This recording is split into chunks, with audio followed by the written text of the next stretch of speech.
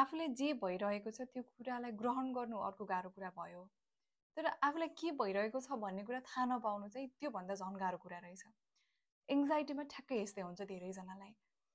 अब यसको सिम्टम्सहरू धेरै छ, तर एउटा मात्रै सिम्टम्स आफ्नो बडीले अथवा बिहेभियरले देखायो भने चाहिँ हामीमध्ये धेरैजनालाई नै के लाग्छ भने ला मलाई पनि एङ्जाइटी डिसअर्डर भयो कि म पनि सफर पो गरिरहेको छु कि भन्ने खालको कन्फ्युजन क्रिएट हुन्छ, जुन स्वाभाविक पनि हो।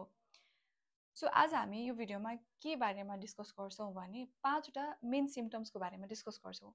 यदि तपाईँले 2-3 हप्तादेखि नै यसरी नै आफ्नो बडीले रियाक्ट गरेको महसुस गरिराख्नु भएको छ र बिहेभियर त्यस्तै पाउनु भएको छ भने चाहिँ नजिकको काउन्सिलर, साइकोसोसल काउन्सिलर अथवा साइकोलोजिस्ट अथवा डक्टर नैसँग गएर चाहिँ कन्सल्ट गर्नुपर्ने हुन्छ है त। नम्बर 1 भनेको भर्टिगो अथवा डिजिनेस। हामी मजाले गफ गरिरहेको हुन्छौँ तर अचानक विदाउट एनी रिजन चक्कर आएको जस्तो हुने, अब म यहाँ बस्नै सक्दिनँ, टेक्नै सक्दिनँ भनेर आफ्नो बडीले नै ब्यालेन्स लुज गरेको जस्तो महसुस हुन थाल्छ।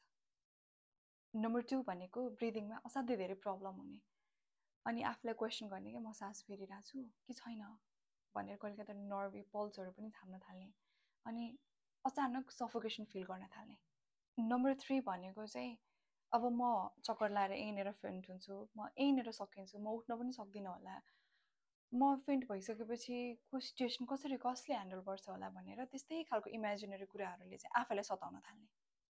नम्बर 4 भनेको चाहिँ त्यो भाइब्रेटिङ सेन्सेसन भन्छ यसलाई। फोन आएको हुँदैन तर बडीमा चाहिँ त्यो फोन भाइब्रेसनमा भएको बेला कस्तो हामीले सेन्स गर्छौँ त्यस्तै खालको sensation different part of the बडीमा चाहिँ फिल गर्ने। नम्बर 5 भनेको चाहिँ चेस्ट पेन। अब एङ्जाइटी भइरहेको मान्छेलाई के हुन्छ, डर हुन्छ, त्रास हुन्छ, चिन्ता हुन्छ, राइट? अब यो भइसकेपछि यत्तिकै पनि चेस्टमा पेन त हुने भइहाल्यो, तर उसले चाहिँ आफूलाई कसरी कन्भिन्स गर्छ भने मलाई चेस्ट पेन होइन हार्टको प्रब्लम भइरहेको छ, अब मेरो लाइफ यतिमै सकिन्छ भनेर आफूलाई कन्भिन्स गरिरहेको हुन्छ। यो भयो एङ्जाइटी डिसअर्डरको 5वटा मेन सिम्टम्सहरू, टन्नै सिम्टम्सहरू छ। अब सिम्टम्स मात्रै भनेर त भएन, यसको सल्युसनको बारेमा चाहिँ हामी भोलि कुरा गर्नेछौँ है त।